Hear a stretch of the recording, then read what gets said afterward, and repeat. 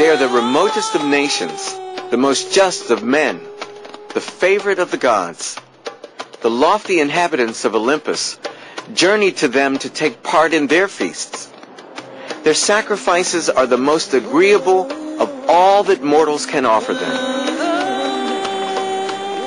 This is how Homer described the Nubians around 3,000 years ago, an African people who lived along the banks of the River Nile.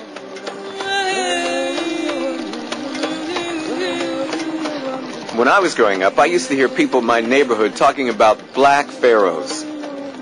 We called them Nubians. I never dreamed that there was an actual place called Nubia. It seemed more like a fairy tale to me.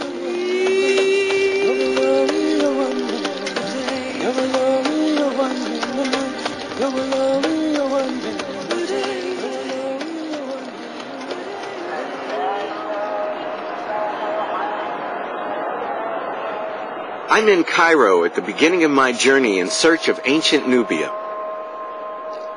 From here, I'm heading south along the Nile to Aswan, Egypt's southernmost city where Nubia begins.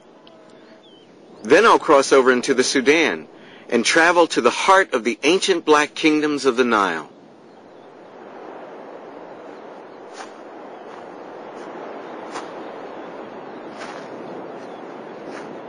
Egypt is the only ancient African civilization most people have heard of. Nobody knows anything at all about Nubia. I've wanted to see the pyramids since I was a child, and it's taken me 40 years to get here. I can see why people are obsessed with this place. This extraordinary royal tomb was built for an Egyptian pharaoh 4,500 years ago.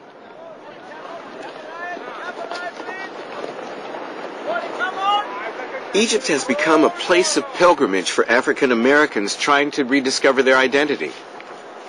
And for many of us, Nubia is just a black word for Egypt. So why have you come to Egypt?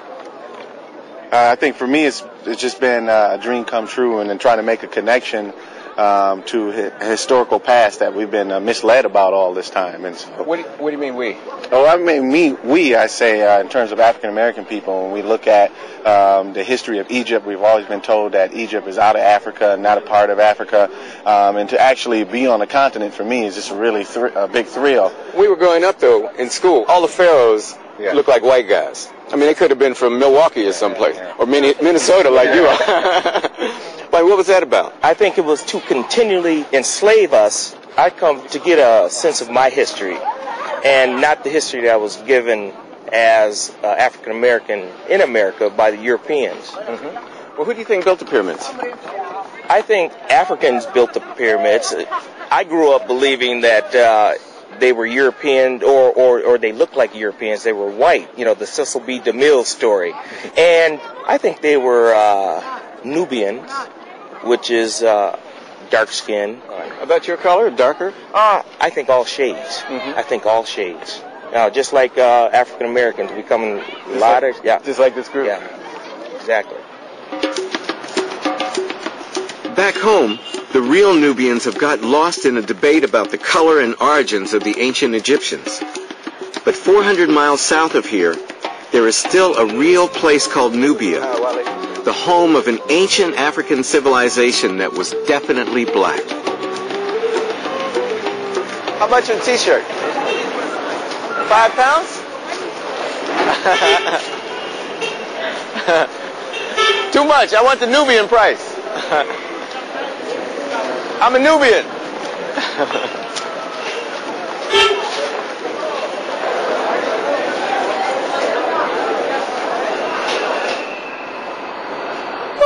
I'm taking the night train from Cairo to Aswan. Once, all the land along the Nile, south of Aswan as far as Khartoum in the Sudan, belonged to Nubia. It still exists, but now it's just a region split in two by the border between Egypt and Sudan.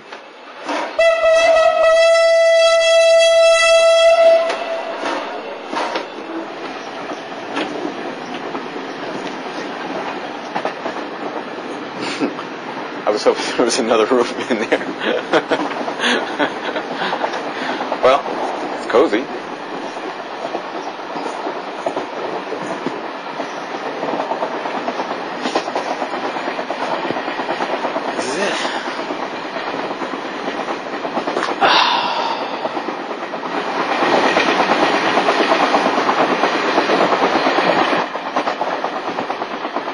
African Americans are obsessed with Nubia. There must be 1,000 shops in America with the name Nubia in the title. My favorite, my daughter's favorite, is a shop called Nubian Notions.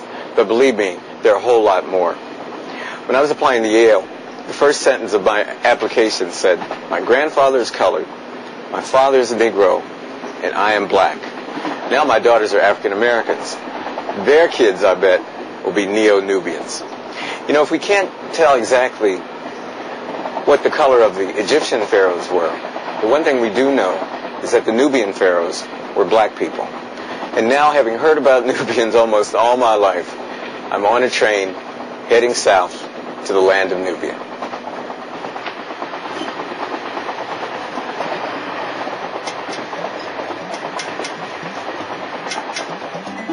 I'm embarrassed to admit that I know so very little about the real Nubians. But the ancient Greeks and the Romans knew the Nubians. Magical tales about this distant African people traveled back along the trade routes to Europe. And one of the Nubian kings, named Taharka, is even mentioned in the Bible.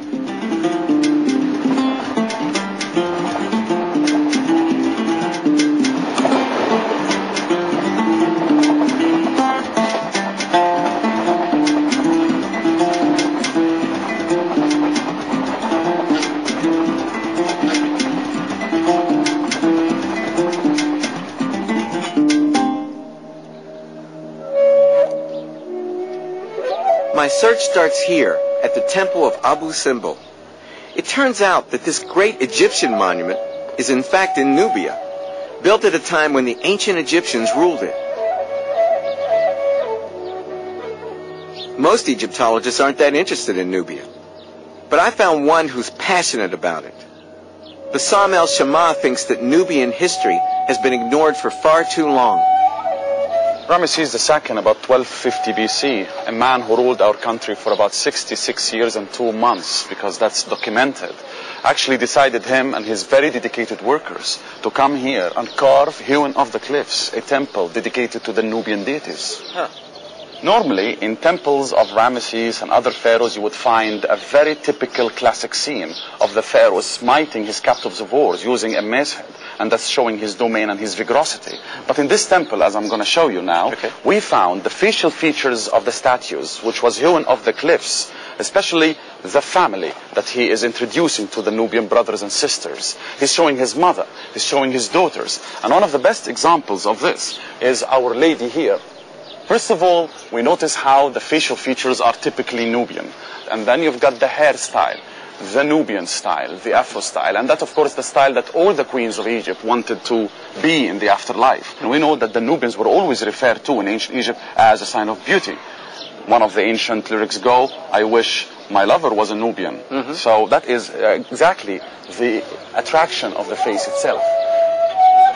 I have to admit that I like the idea that the daughters of the pharaoh wanted to look like Nubian princesses, even if it was to persuade the people here to worship them. I don't want to interrupt your narrative, but I have to ask you this. How come you know so much about Nubia, man? You must be the blackest Egyptian I've ever seen. Nubia doesn't have to make any effort for anybody to fall in love with her. She's a beautiful culture. She's a beautiful, informative culture. She gave us a lot.